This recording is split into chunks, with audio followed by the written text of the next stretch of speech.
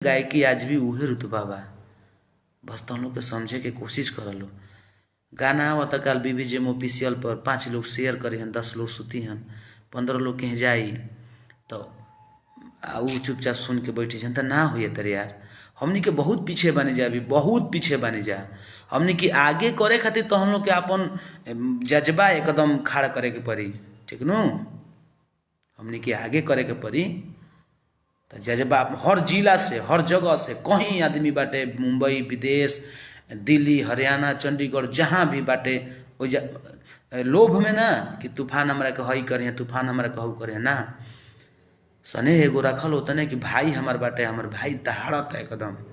हमारे पासवान समाज खातिर भाई एकदम दहाड़ रहल बाटे। तो दहाड़ रहल बा तो हम लोग के दहाड़लो तो एकरा के हमनी के कमी बा हमनी में, ठीक है। तो एक कमिया के सुधारे के बा बबुआ। ये अगर कमियाँ ना सुधरी नू तो हमनी के कौनो लायक ना रह जा।